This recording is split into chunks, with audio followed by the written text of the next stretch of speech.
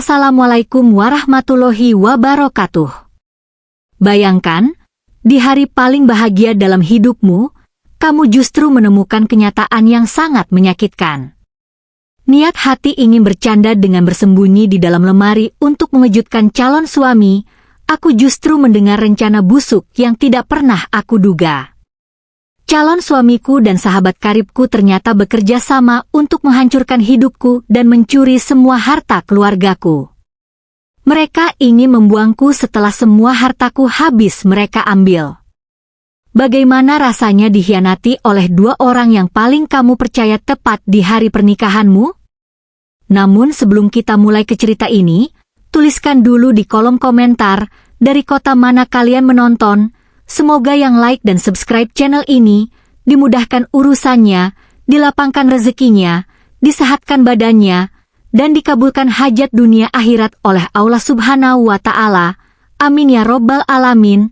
Sekarang mari kita masuk ke ceritanya. Hari ini adalah hari yang sudah aku impikan sejak lama. Di depan cermin besar, aku menatap bayanganku sendiri yang sudah terbalut gaun pengantin putih yang sangat mewah. Namaku Emi, putri tunggal dari Bapak Teguh, seorang pengusaha sukses yang sangat menyayangiku. Hari ini aku akan resmi menikah dengan Ivan, laki-laki yang sudah mengisi hatiku selama 3 tahun terakhir. Rasanya seperti mimpi, apalagi selama ini Ivan selalu terlihat sebagai sosok yang sangat sederhana, penyabar, dan penuh kasih sayang. Di sudut ruangan, sahabat karibku sejak masa sekolah, Indri, berjalan mendekat. Wajahnya terlihat sangat haru, bahkan matanya berkaca-kaca saat merapikan kerudung yang aku kenakan. Indri sudah seperti saudaraku sendiri. Dia selalu ada di saat aku senang maupun susah. Melihat dukungannya yang begitu besar, aku merasa menjadi wanita paling beruntung di dunia karena dikelilingi oleh orang-orang baik. Aku tidak henti-hentinya mengucapkan syukur kepada Allah karena telah memberikan kebahagiaan yang begitu sempurna di hari pernikahanku ini. Acara akad nikah rencananya akan dimulai dalam 2 jam lagi. Seluruh keluarga besar sudah berkumpul di lantai bawah, sementara aku masih berada di lantai 2 bersama Indri. Karena merasa sedikit tegang, jiwa humorisku tiba-tiba muncul. Aku ingin memberikan sebuah kejutan kecil atau sebuah candaan sebelum kami benar-benar terikat dalam janji suci. Aku teringat bahwa Ivan sedang bersiap di kamar tamu yang letaknya tidak jauh dari kamarku. Dengan langkah pelan dan penuh semangat, aku membisikkan niatku kepada Indri untuk menjahili Ivan. Aku ingin bersembunyi di dalam lemari pakaian yang ada di kamar tamu itu dan mengejutkannya saat dia sedang sendirian. Indri hanya tersenyum tipis dan menyemangatiku untuk melakukannya. Aku pun mengendap-endap keluar dari kamarku, memastikan tidak ada orang lain yang melihat, lalu masuk ke dalam kamar tamu tersebut. Kamar itu tampak sepi. Sebuah lemari kayu berukuran besar berdiri kokoh di pojok ruangan. Tanpa berpikir panjang, aku segera masuk ke dalam lemari tersebut dan menutup pintunya sedikit rapat, namun masih menyisakan celah kecil agar aku bisa melihat ke arah luar. Di dalam kegelapan lemari, jantungku berdegup kencang karena rasa senang. Aku membayangkan wajah kaget Ivan saat aku tiba-tiba melompat keluar nanti. Hanya berselang beberapa menit, pintu kamar terbuka. Langkah kaki terdengar mendekat. Itu pasti Ivan. Aku menahan napas agar keberadaanku tidak ketahuan. Namun, suara pintu yang dikunci dari dalam membuat dahiku berkerut. Mengapa Ivan harus mengunci pintunya? Belum sempat aku berpikir lebih jauh, terdengar suara ponsel yang berdering, dan Ivan langsung mengangkatnya dengan nada bicara yang sangat berbeda dari biasanya. Suaranya tidak lagi lembut dan penuh kasih. Ivan terdengar sangat dingin dan penuh perhitungan. Aku menajamkan pendengaranku saat dia mulai berbicara dengan seseorang di ujung telepon. Betapa terkejutnya aku saat menyadari bahwa orang yang sedang dia hubungi adalah Indri, sahabatku yang baru saja meninggalkan kamarku. Ivan tertawa kecil sambil mengatakan bahwa sebentar lagi penderitaannya berpura-pura mencintaiku akan segera berakhir. Dia menyebutkan bahwa pernikahan ini hanyalah pintu masuk untuk menguasai seluruh kekayaan keluargaku. Di balik celah lemari, aku merasa dunia seakan berhenti berputar. Kakiku mulai gemetar hebat mendengar setiap kata yang keluar dari mulut calon suamiku itu. Ivan dengan gamblang mengatakan kepada Indri bahwa dia tidak sabar untuk mengambil alih butik milikku dan aset tanah luas milik ayahku. Yang lebih menyakitkan, dia memuji Indri sebagai wanita yang cerdas karena telah membantunya menyusun rencana ini dengan sangat rapi selama bertahun-tahun.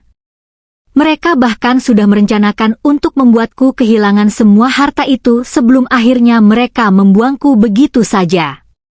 Air mataku mulai menetes tanpa suara, namun aku tetap berusaha sekuat tenaga untuk tidak mengeluarkan bunyi sedikit pun. Aku tidak pernah menyangka, di balik senyum tulus mereka, tersimpan rencana busuk yang begitu kejam. Berada di dalam lemari ini, yang awalnya hanya sebuah candaan, kini justru menjadi tempat aku mengetahui kenyataan yang paling pahit dalam hidupku. Suara Ivan di dalam kamar itu terdengar semakin bersemangat saat membicarakan rencana masa depan mereka.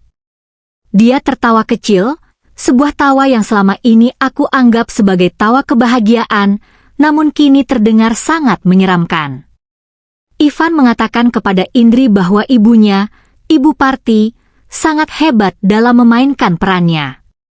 Ternyata, selama ini Ibu Parti hanya berpura-pura sakit agar aku merasa iba dan terus-menerus memberikan bantuan uang serta fasilitas mewah kepadanya. Hatiku terasa seperti diiris-iris mendengar kenyataan itu. Aku teringat betapa seringnya aku mengantarkan Ibu Parti ke rumah sakit, membelikannya obat-obatan mahal, dan memberikan perhatian yang tulus layaknya kepada ibu kandungku sendiri. Ternyata, kebaikanku selama ini hanya dijadikan bahan tertawaan oleh mereka. Ivan bahkan bercerita betapa lucunya melihat aku yang begitu panik setiap kali ibunya berpura-pura sesak napas atau pingsan. Percakapan mereka semakin menjadi-jadi. Indri, wanita yang sudah aku anggap seperti saudaraku sendiri, terdengar menanyakan apa yang akan mereka lakukan setelah semua harta keluargaku jatuh ke tangan mereka. Dengan nada yang sangat dingin, Ivan menjawab bahwa dia sudah menyiapkan rencana untuk menyingkirkanku. Dia berniat menceraikanku setelah semua aset tanah dan butik milikku berpindah tangan. Yang paling membuat dadaku sesak, Ivan berencana akan menuduhku sebagai istri yang mandul atau bahkan menuduhku berselingkuh agar dia bisa mendapatkan simpati dari orang-orang saat menceraikanku nanti. Di dalam gelapnya lemari, aku berusaha mengatur napasku yang mulai tidak beraturan. Amarah yang sangat besar mulai membakar rasa sedihku. Aku tidak boleh hanya diam dan menangis di sini. Aku harus melakukan sesuatu. Dengan tangan yang masih gemetar, aku meraih ponsel di saku gaun pengantin yang aku kenakan. Aku harus mengumpulkan bukti. Pelan-pelan, aku mengaktifkan fitur perekam suara di ponselku. Aku memastikan celah lemari ini cukup untuk menangkap suara Ivan dengan sangat jelas. Beruntung, Ivan masih terus berbicara di telepon tanpa menyadari keberadaanku. Dia menyebutkan secara rinci tentang dokumen-dokumen yang akan dia paksa aku tanda tangani setelah pernikahan nanti dengan dalih urusan bisnis. Semua kebusukan itu kini tersimpan rapi di dalam ponselku.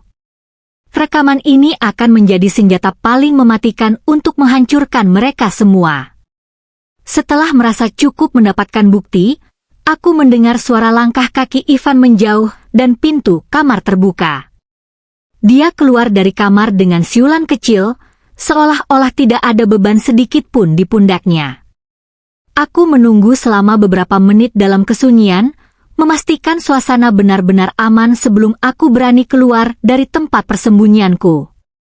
Saat aku akhirnya keluar dari lemari, aku langsung terduduk lemas di lantai. Air mataku mengalir deras, namun kali ini bukan karena rasa sedih yang lemah, melainkan karena rasa kecewa yang sudah berubah menjadi dendam yang membara. Aku menatap bayangan diriku di cermin besar kamar tamu itu. Gaun pengantin putih yang aku kenakan terlihat sangat kontras dengan kenyataan pahit yang baru saja aku terima. Aku harus mengambil keputusan besar. Pilihannya adalah membatalkan pernikahan ini sekarang juga dan mengusir mereka, atau tetap melanjutkan prosesi akad nikah untuk memberikan mereka pelajaran yang tidak akan pernah mereka lupakan seumur hidup. Aku menghapus air mataku dengan kasar, merapikan kembali riasan wajahku yang sedikit rusak, dan mencoba menenangkan detak jantungku. Aku tidak akan membiarkan mereka menang. Aku tidak akan membiarkan mereka merampas 1 rupiah pun dari hasil kerja keras ayahku. Allah sepertinya memang sengaja menggerakkan hatiku untuk melakukan prank ini agar aku melihat wajah asli orang-orang yang selama ini aku cintai. Dengan langkah yang mantap dan hati yang sekeras baja, aku memutuskan untuk keluar dari kamar itu. Aku akan berjalan menuju meja akad seolah-olah aku tidak tahu apa-apa. Namun di dalam kepalaku, sebuah rencana pembalasan yang sangat kejam sudah aku siapkan dengan rapi.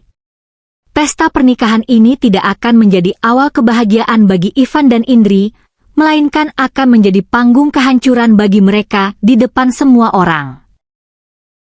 Aku berjalan menyusuri lorong gedung dengan langkah yang aku buat setenang mungkin, meskipun sebenarnya hatiku terasa sangat hancur. Di ujung lorong, aku melihat ayahku, Pak Teguh, sudah menungguku dengan senyum bangganya. Beliau sama sekali tidak tahu kalau putrinya ini baru saja melewati neraka di dalam lemari kamar tamu tadi. Ayah mengulurkan tangannya, dan aku pun menggandeng lengan pria yang sangat aku cintai itu dengan erat.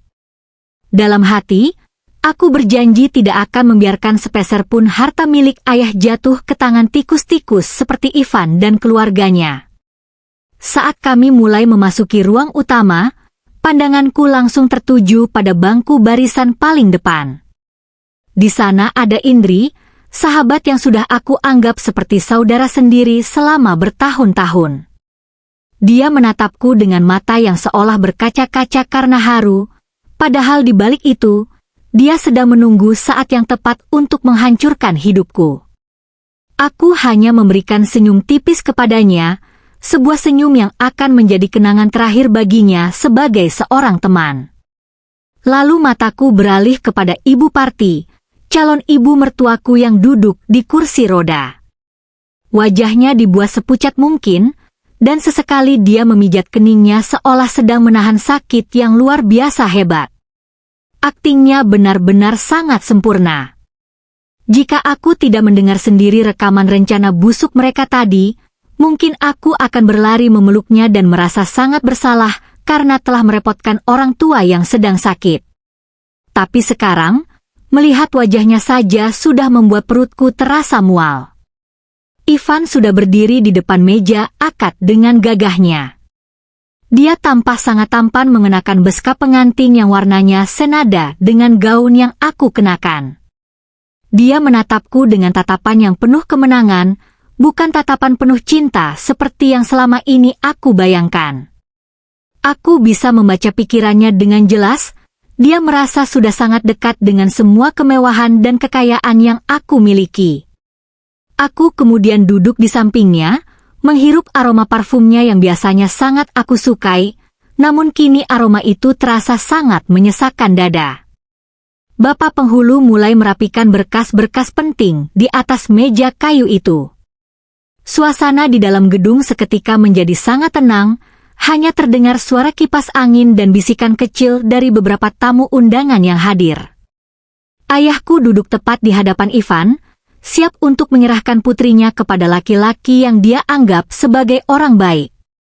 Hatiku sangat perih melihat tangan ayah yang sedikit gemetar karena rasa bahagia sekaligus sedih karena akan melepas anak perempuan satu-satunya. Aku sempat melirik ke arah Indri lagi. Dia sedang sibuk memainkan ponsel di tangannya, Mungkin dia sedang berkirim pesan rahasia dengan Ivan yang saat ini ada tepat di sampingku. Mereka berdua terlihat begitu yakin bahwa rencana jahat mereka akan berjalan sangat mulus tanpa ada hambatan sedikit pun.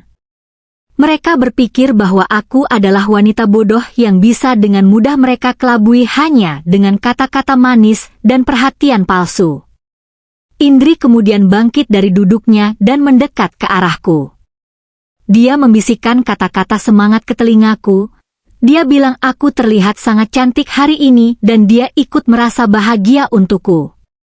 Aku hanya membalas ucapannya dengan anggukan pelan tanpa suara. Di dalam genggaman tanganku, ponsel yang berisi rekaman suara pengkhianatan mereka aku pegang dengan sangat kuat. Aku sudah mengatur strategi dengan salah satu petugas bagian suara di gedung ini secara diam-diam tadi. Aku meminta petugas itu untuk bersiap memutar file rekaman dari ponselku saat aku memberikan tanda khusus nantinya. Acara pun dimulai dengan pembacaan ayat suci Al-Quran yang sangat merdu. Suara lantunan itu seharusnya membawa kedamaian ke dalam hati siapapun yang mendengarnya, namun bagiku, itu adalah lonceng peringatan bagi para pengkhianat yang ada di ruangan ini. Alhamdulillah, Allah memberikan aku kekuatan yang luar biasa untuk tetap bisa duduk tegak dan tidak jatuh pingsan karena rasa sesak yang terus menghimpit dadaku. Aku menarik napas dalam-dalam, mencoba mengumpulkan sisa-sisa keberanian yang aku miliki. Sebentar lagi, drama yang mereka susun dengan sangat rapi ini akan aku hancurkan dengan kenyataan yang jauh lebih pahit. Aku akan membiarkan mereka merasa berada di atas angin untuk beberapa menit lagi, sebelum akhirnya aku menjatuhkan mereka ke dasar jurang yang paling dalam di depan semua tamu undangan yang hadir. Kelakuan busuk mereka harus dibayar dengan harga yang sangat mahal. Bapak penghulu kemudian menatap Ivan dengan sangat lekat, lalu menanyakan kesiapan laki-laki itu untuk memulai janji suci. Ivan mengangguk dengan sangat mantap, wajahnya terlihat begitu berseri-seri seperti orang yang baru saja memenangkan undian besar.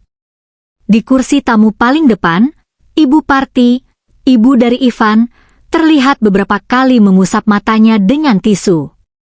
Dia berakting seolah sedang menangis haru melihat anak laki-lakinya akan segera menikah. Padahal aku tahu betul, tangisannya itu hanyalah air mata buaya agar semua orang menganggapnya sebagai ibu yang sangat menyayangi anaknya. Ayahku menarik napas panjang, lalu perlahan menjabat tangan Ivan dengan sangat kuat. Suasana di dalam gedung itu mendadak menjadi sangat sunyi. Bahkan suara desahan napas pun bisa terdengar dengan sangat jelas. Aku bisa merasakan detak jantungku yang berdebar sangat kencang, bukan karena merasa gugup untuk menikah, tapi karena aku sudah tidak sabar untuk membongkar semua borok mereka. Aku melihat ke arah saksi nikah yang sudah bersiap untuk memberikan pengesahan setelah Ivan mengucapkan kalimat kabul nantinya. Saat ayahku baru saja membuka mulutnya untuk mengucapkan kalimat pertama dari prosesi ijab kabul, aku tiba-tiba mengangkat tangan kananku dengan sangat tinggi. Mohon maaf Bapak penghulu, mohon maaf ayah, tolong berhenti sebentar, ucapku dengan suara yang sangat lantang dan tegas. Seluruh orang yang ada di dalam ruangan itu seketika menoleh ke arahku dengan tatapan yang sangat heran. Wajah Ivan yang tadi terlihat sangat ceria, kini berubah menjadi bingung dan sedikit pucat. Dia menatapku dengan tatapan yang seolah-olah bertanya apa yang sedang aku lakukan. Ayahku menatapku dengan kerutan di dahinya, terlihat sangat bingung dengan interupsi yang aku lakukan secara tiba-tiba ini. Namun aku tidak memberikan kesempatan kepada siapapun untuk bertanya lebih lanjut. Aku segera memberikan isyarat kepada petugas bagian suara di ujung ruangan dengan sebuah anggukan kecil. Dalam hitungan detik, suara musik latar yang tadinya mengalun lembut langsung berhenti total. Suasana hening yang sangat mencekam menyelimuti seluruh gedung pernikahan yang mewah itu. Tiba-tiba, dari pengeras suara yang ada di setiap sudut gedung, terdengar suara laki-laki yang sangat familiar bagi semua orang di sana. Itu adalah suara Ivan. Dalam rekaman itu, Ivan terdengar sedang tertawa dengan sangat puas. Tenang saja Indri sayang, setelah tanda tangan buku nikah, semua aset milik keluarga Emi akan segera kita kuasai. Aku akan menguras habis harta ayahnya, mulai dari butik sampai tanah-tanah miliknya. Suara Ivan terdengar sangat jelas dan jernih, bergema di seluruh ruangan hingga ke telinga para tamu undangan.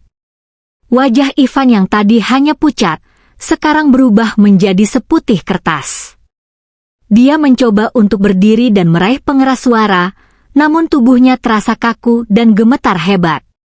Belum sempat orang-orang tersadar dari rasa terkejutnya, suara dalam rekaman itu terus berlanjut. Kali ini adalah suara Indri, sahabat karibku yang sedang tertawa manja.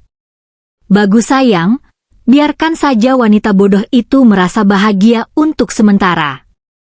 Setelah hartanya habis, kamu tinggal bilang kalau dia mandul atau selingkuh, lalu kita ceraikan saja dia. Kita bisa hidup mewah selamanya dengan harta warisan ayahnya itu. Mendengar rekaman itu, suasana di dalam gedung berubah menjadi sangat gaduh. Para tamu undangan mulai saling berbisik dan menunjuk-nujuk ke arah Ivan dan Indri. Aku melihat Indri yang tadinya duduk dengan sangat anggun, kini mencoba untuk menutupi wajahnya dengan tas kecil yang dia bawa. Dia berusaha menyelinap pergi melalui pintu samping, namun langkahnya terhenti karena beberapa kerabatku sudah berdiri menghalangi jalan keluarnya. Kebenaran yang sangat menyakitkan ini sekarang sudah terbuka lebar di depan mata semua orang yang hadir. Ayahku berdiri dari tempat duduknya dengan tubuh yang gemetar karena rasa marah yang sangat luar biasa. Beliau menatap Ivan dengan tatapan yang sangat tajam, seolah-olah ingin menelan laki-laki itu hidup-hidup.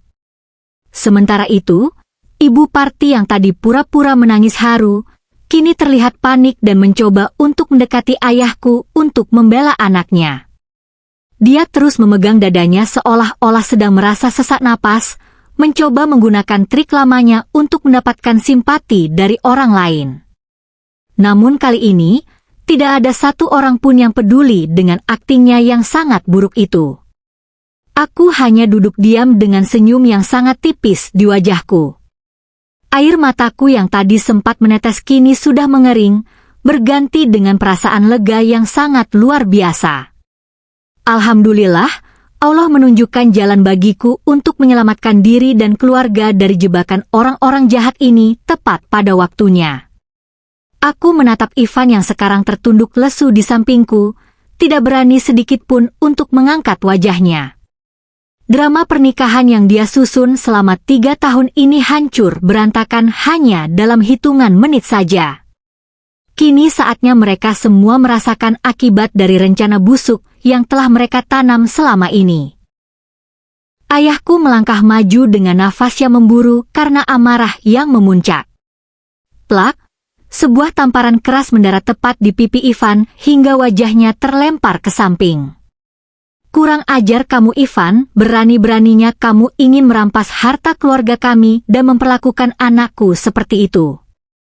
Keluar kamu dari sini sekarang juga, sebelum aku benar-benar kehilangan kendali dan melaporkan kamu ke polisi. Ayahku berteriak dengan suara yang menggelegar, membuat seluruh tamu undangan terdiam 1000 bahasa. Ivan mencoba meraih tangan ayahku untuk meminta maaf, namun ayah mengibaskan tangannya dengan sangat kasar.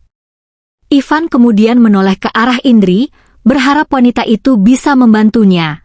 Namun Indri justru terlihat sangat ketakutan dan tidak berani menatap mata siapapun. Indri yang menyadari situasinya sudah tidak terkendali, mencoba lari menuju pintu keluar melalui barisan kursi tamu. Namun, aku segera bangkit dari tempat dudukku dan mencegat langkahnya di tengah ruangan. Tunggu dulu Indri, kamu mau kemana? Kamu belum memberikan ucapan selamat untuk kegagalan rencanamu sendiri. Bukankah kamu bilang aku ini wanita bodoh yang mudah ditipu? Aku berkata sambil menatapnya dengan senyum yang dingin. Orang-orang di sekitar mulai mencemoh Indri dengan kata-kata pedas. Mereka yang tadinya menganggap Indri sebagai sahabat terbaik, kini melihatnya sebagai ular yang sangat berbisa. Indri menangis terseduh-seduh karena malu, namun kali ini tidak ada satu orang pun yang merasa kasihan padanya. Ivan pun yang melihat Indri sudah tidak berguna lagi, justru memaki-makinya di depan umum dan menyalahkannya atas semua kegagalan ini. Begitulah sifat pengkhianat, mereka akan saling menggigit saat rencana jahat mereka terbongkar. Sementara itu, Ibu Parti yang melihat anak dan calon menantunya terpojok, tiba-tiba jatuh tersungkur ke lantai gedung. Dia memejamkan mata sambil memegangi dadanya, seolah-olah sedang pingsan karena tekanan batin yang berat. Namun, salah satu sepupuku yang seorang perawat segera mendekat dan memeriksa nadinya. Dia berteriak kencang bahwa Ibu Parti hanya pura-pura pingsan karena detak jantungnya sangat normal. Mendengar itu, Ibu Parti langsung membuka matanya dengan wajah yang memerah karena malu. Dia pun diseret keluar gedung bersama Ivan dan Indri oleh petugas keamanan. Mereka diusir secara memalukan di depan ratusan pasang mata yang memandang mereka dengan penuh rasa jijik. Waktu terus berjalan, dan benar kata pepatah bahwa apa yang kita tanam, itulah yang akan kita tuai. Beberapa tahun berlalu sejak kejadian memilukan di hari pernikahan itu. Kini aku sudah tumbuh menjadi wanita yang jauh lebih kuat dan mandiri. Aku fokus membangun bisnis ayahku hingga kini aku dipercaya menjadi pimpinan tertinggi di perusahaan keluarga. Aku tidak lagi membutuhkan laki-laki hanya untuk merasa bahagia atau merasa berharga. Alhamdulillah, bisnis butikku berkembang sangat pesat dan aku bisa hidup tenang tanpa bayang-bayang pengkhianatan lagi. Bagaimana dengan nasib Ivan? Kabar terakhir yang aku dengar sangat menyedihkan. Ivan sekarang sedang mendekam di balik jeruji besi penjara.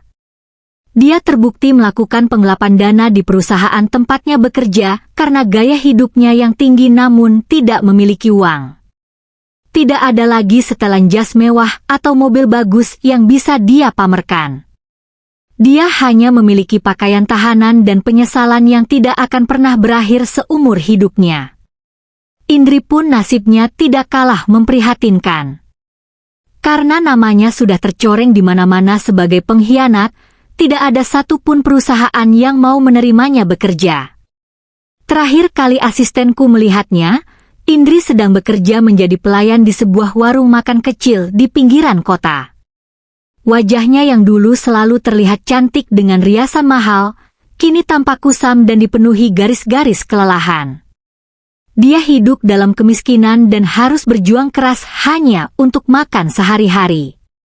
Dan yang paling menyedihkan adalah nasib Ibu Parti.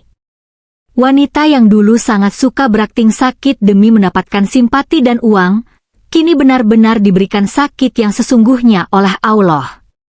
Beliau terkena serangan stroke yang membuat sebagian besar tubuhnya lumpuh dan tidak bisa bicara. Karena Ivan berada di penjara dan Indri hidup serba kekurangan, tidak ada satu orang pun yang mau mengurusnya di rumah. Dia hanya bisa terbaring lemah sambil meratapi nasibnya yang malang di sebuah panti jompo sederhana. Aku menarik napas dalam, merasakan udara kebebasan yang sangat melegakan di dalam dadaku. Aku belajar bahwa kejahatan yang direncanakan dengan sangat rapi sekalipun, pasti akan terungkap pada waktunya. Karma itu nyata dan tidak akan pernah salah alamat kepada siapa dia harus datang. Allah selalu punya cara yang luar biasa untuk melindungi hambanya yang terzalimi dan menunjukkan kebenaran yang sesungguhnya. Kini, aku melangkah maju dengan penuh percaya diri, meninggalkan masa lalu yang kelam dan menyambut masa depan yang jauh lebih cerah bersama orang-orang yang tulus menyayangiku.